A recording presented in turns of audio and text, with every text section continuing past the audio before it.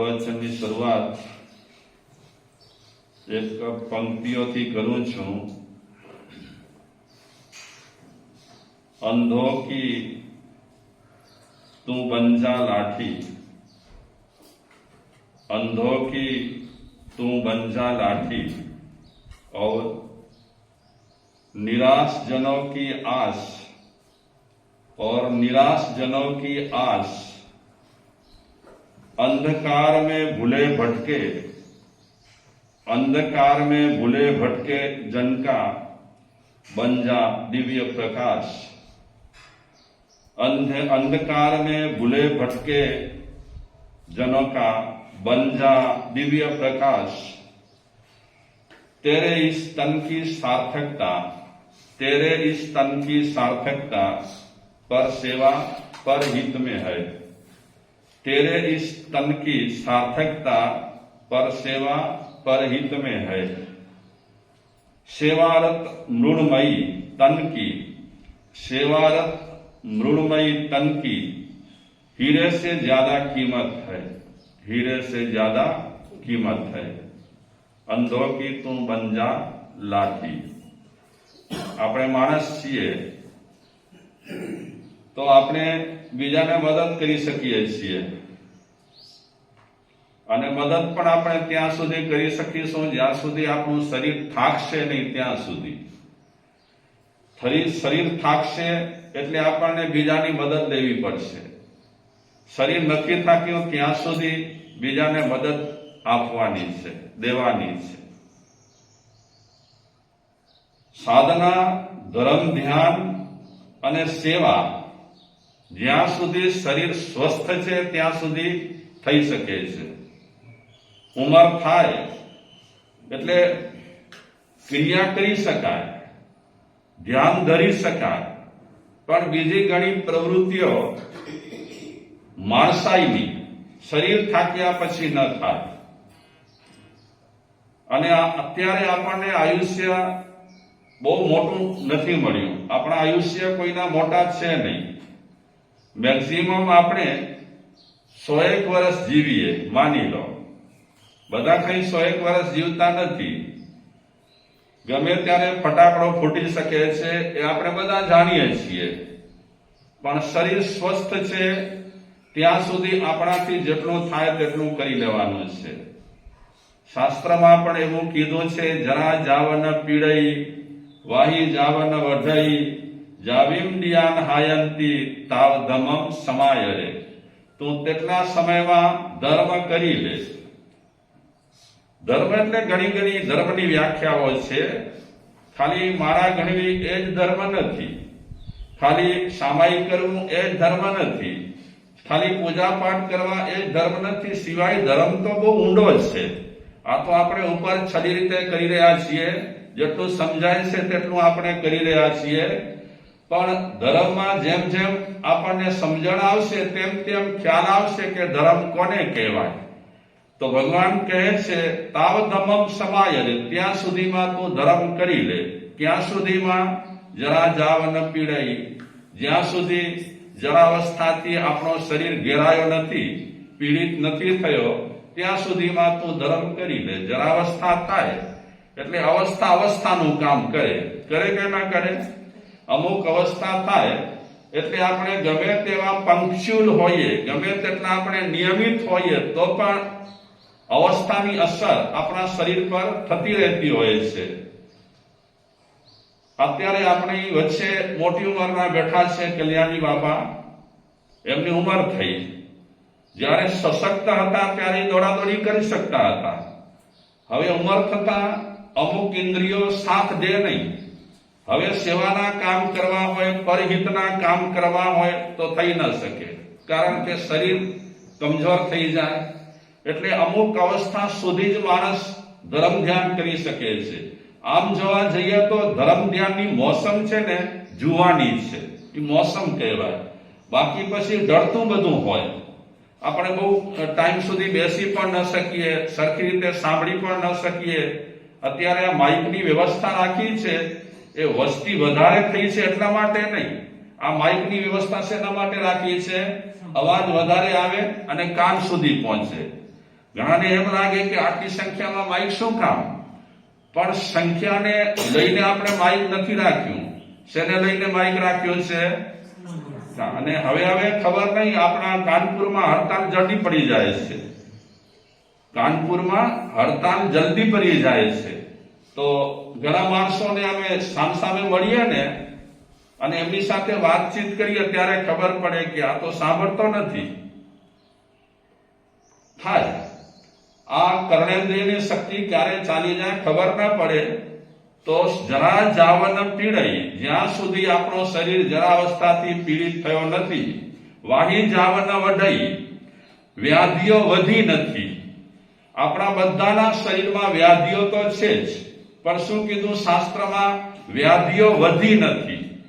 અત્યારે સાતાવેદનીય કર્મનો ઉદય હોય તો વ્યાધિઓ વધે નહીં, એટલે કે બહાર ના આવે, પણ સાતાવેદનીય કર્મનો ઉદય થાય એટલે બધી પડેલી વ્યાધિઓ બહાર આવે.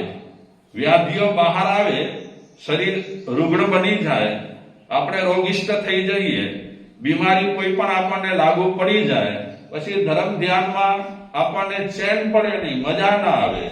ગોળી ખાઈને આવ્યા હોઈએ એટલે ઊંઘ આવે, વ્યાખ્યાનમાં બેઠા હોઈએ તોય ઊંઘ આવે, પ્રતિક્રમણમાં બેઠા હોઈએ તોય ઊંઘ આવે, પૂજામાં બેઠા હોઈએ, પૂજનમાં બેઠા હોઈએ તોય પણ ઊંઘ આવે. એટલે વ્યાધિઓ વધી નથી ત્યાં સુધી બરાબર છે. વ્યાધિ શરૂ થઈ જશે, ગોળીઓ ડોક્ટરની ચાલુ થઈ જશે, એટલે ઘણી ગોળીઓમાં ગેન હોય. આપણને ઊંઘ કરવાનું મન ન હોય ને તો પણ ઊંઘ આવે, જોખા આવે. અને તેમાં પણ આવી સિઝન હોય, બરાબર, તમે રાત્રે ઊંઘ કરી ન હોય લાઈટ ન હોવાને કારણે, એટલે આમે તમારા મન પર થોડીક બેચેની તો હોય, અને બેચેનીમાં થોડોક વાયરો આવે સરસ મજાનો વારીઓમાંથી, તો થોડોક જોખો આવી જાય, કાંઈ વાંધો નહીં. વ્યાધિઓ વધી નથી ત્યાં સુધી આપણને સારા કામ કરવાના છે.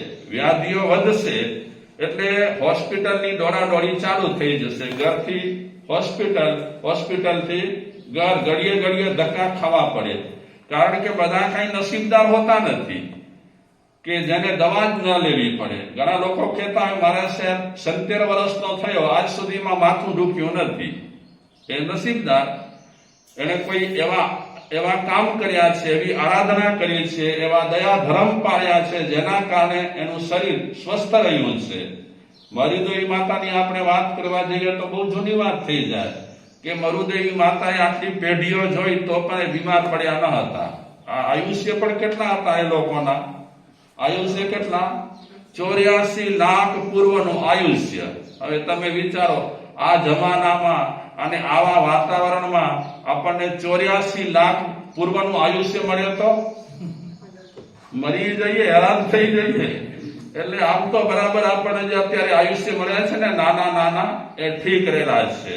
વ્યાધિઓ વધી નથી ત્યાં સુધી આપણને ધર્મ કરી લેવાનું છે. વાહી જાવન વઢઈ તાવ ધમમ સમાયરે, જરા જાવન પીડાઈ, વાહી જાવન વઢઈ જાવિંદ્રિયાન હાયંતી. ત્રીજી વાત કરે છે કે ઇન્દ્રિયો તારી ક્ષીણ નથી થઈ ત્યાં સુધીમાં તું ધર્મ કરી લે. ઇન્દ્રિયો ક્ષીણ થાય, સાંભળવાનું ઓછું થઈ જાય, જોવાનું ઓછું થઈ જાય, સરખી રીતે આપણે ચાલી ન શકીએ, તો તે સમયમાં આપણને જે ધર્મ કરવાનું છે તે થઈ ન શકે. એટલે મહાવીર ભગવાન કહેવા એમ માંગે છે કે જ્યાં સુધી તું સ્વસ્થ છે ત્યાં સુધી મનુષ્ય તરીકે તારે જે સારા કામો કરવાના છે એ કરી લે. પૂજા કર, પાઠ કર, ધર્મ કર, સામાયિક કર, સેવા કર, પરહિત કર. તારાથી જે સારું થાય સત્કર્મ એ કરતો રહે. કેટલું કર્યું એની ગણિત જ ન રાખ, લિસ્ટ જ ન બનાવ, કરતો રહે. કારણ કે પૈસા કમાવાનો જેમ આ જન્મ છે ને, પૈસા કમાવાનો તો ન કહેવાય, આ મનુષ્ય જન્મ છે, આજીવિકાનો કઈ સાધન નથી. તે છતાં પણ માણસોએ આ મનુષ્ય જન્મને આજીવિકાનું સાધન માની લીધું છે. એટલે સતત બિચારા ઘણા પૈસા હોવા છતાં પણ દોડાદોડી કરતા હોય છે. આ તો કોક મનીષભાઈ જેવા રહેલા હોય એ અમુક વર્ષ પછી ઓમ શાંતિ કરી લે. બાકી ઘણા એવા મોટા લોકો રહેલા છે, ઘણા પૈસા એમની પાસે છે, તે છતાં પણ હજી બિચારાના મનમાં લોભ વૃત્તિ એટલી ફેલાયેલી પડી છે કે એમને જંપ નથી. ઘણા લોકો કે મારે સાહેબ તમે કેમ કહેતા નથી મુંબઈ વાળાઓને, મોટી ઉંમર વાળાઓને કે હવે તમે બેસો ને તમારા ગામમાં?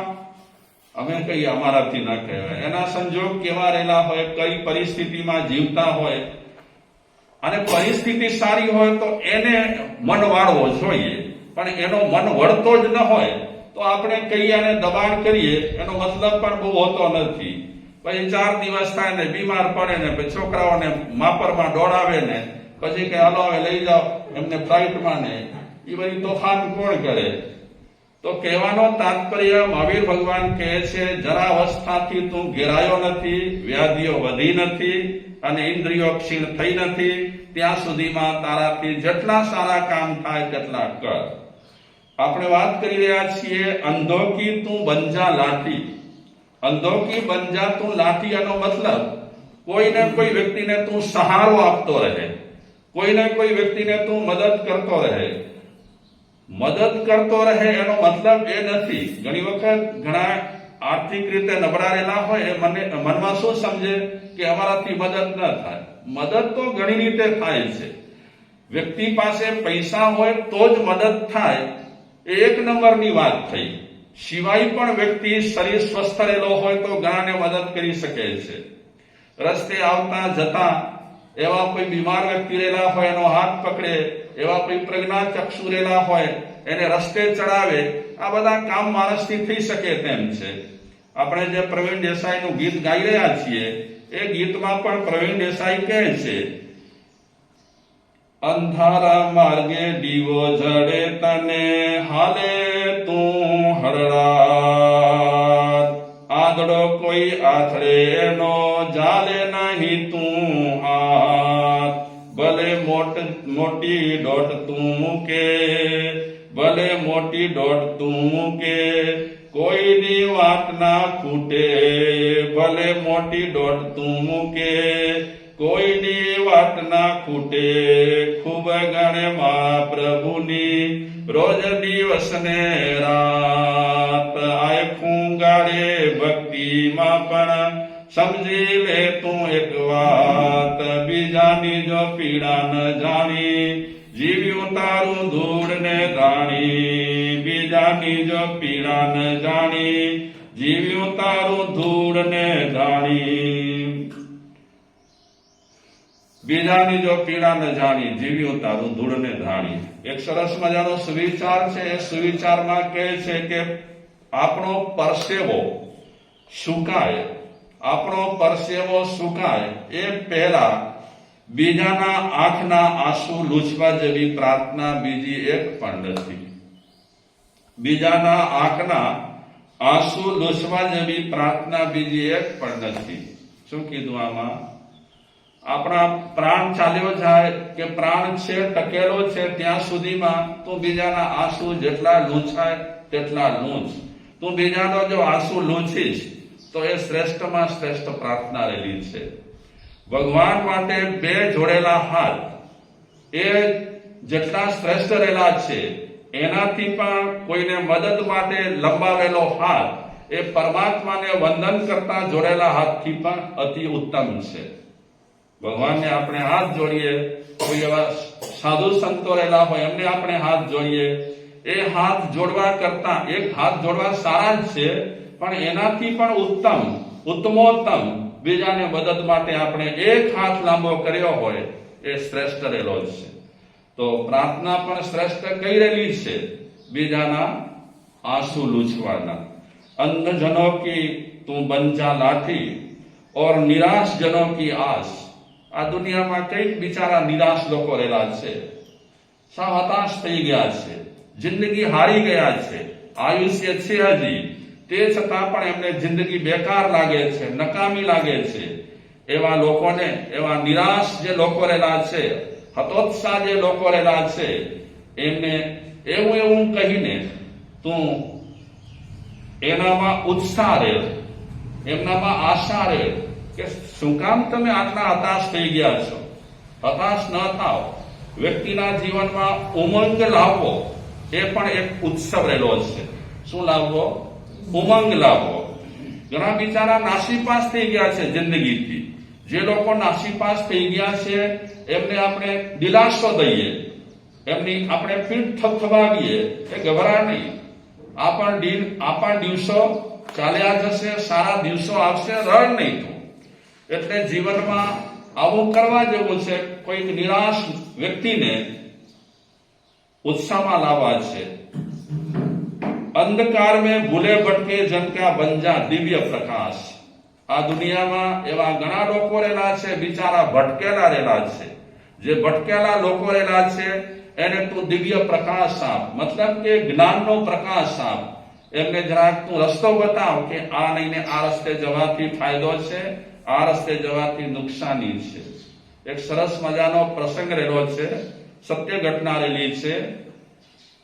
શહેરની વાત છે. એ શહેરમાં એક શેરી હતી,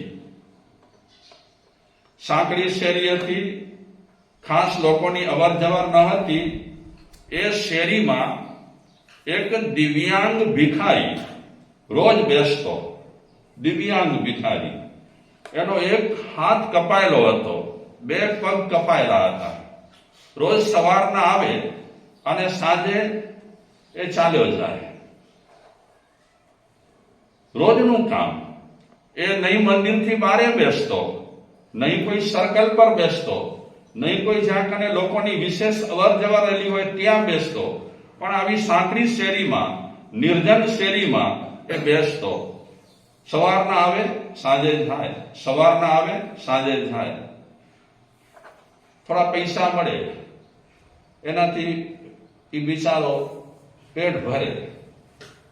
સંતોષી હતો. એને ખબર હતી કે આ શેરીમાં બહુ લોકોની અવર જવર નહીં થાય, અને લોકોની કદાચ અવર જવર થોડી ઘણી હોય તેમાં બધા લોકો કઈ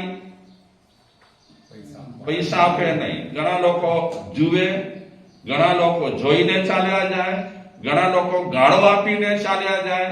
આ તો કોકના દિલમાં રામ આવે અને કોક 5-15 પૈસા આપે.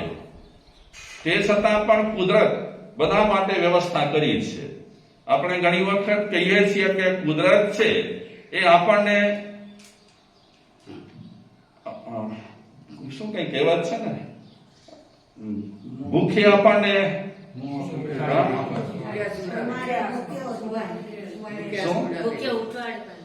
ભૂખ્યા સુવાડે નહીં. એટલે ભૂખ્યા આપણને સુવાડે નહીં કુદરત, ઉઠાડે કદાચ ત્યારે ભૂખ્યા હોય. હા, કીડીને કારણે હાથીને મણ એ આપવાળો 1000 આપવાળો છે. કુદરત તો કુદરત છે. તમે શું માનો છો કુદરતને? આમ તો કુદરત એ ભગવાન છે. જે તે અત્યારે આપણે તીર્થંકરોને માનીએ છીએ એ તીર્થંકરોને આપણે સાક્ષાત જોયા નથી, પણ કુદરતને અત્યારે આપણે સાક્ષાત જોઈ રહ્યા છીએ ને. અને એ પણ ભગવાન સ્વરૂપ છે કુદરત. વ્યવસ્થા તો જુઓ કુદરતની. ટાઈમસર ઉગે સૂર્ય, ટાઈમસર હાથ में, ટાઈમસર ચંદ્ર ઉગે, ટાઈમસર હાથ में, ટાઈમસર તારલાઓ દેખાય. અને કઈક જાતના ઝાડવા પૃથ્વી પર રહેલા છે, વનસ્પતિ કઈક જાતની. જો આંબાનો ઝાડ હોય તો તે પ્રમાણે ફળ, જો સફરજનનો ઝાડ હોય તો તે પ્રમાણે ફળ, જો ગુલાબનો છોડવો રહેલો હોય તો તે પ્રમાણે ફળ. પણ જુઓ તો ખરા, સફરજનમાં સફરજનના ગુણો, આંબલીમાં આંબલીના ગુણો, દાડમમાં દાડમના ગુણો, ગુલાબમાં ગુલાબના ગુણો. કુદરત કેટલી જોરદાર છે કે નહીં? કુદરત સામે માણસ કાંઈ જ નથી. કુદરત તો માણસને ખોબા ભરીને આપે છે, ખોબલે આપે છે. કુદરત જબરદસ્ત કુદરત રહેલી છે. દરેક માણસને જેમ દાંત આપ્યા છે તેમ અન્ન મળી જાય છે. ગમે તેવો માણસ રહેલો હોય, જેને દાંત મળ્યા છે તેને અન્ન, તેને ખોરાક ગમે ત્યાંથી મળી શકે.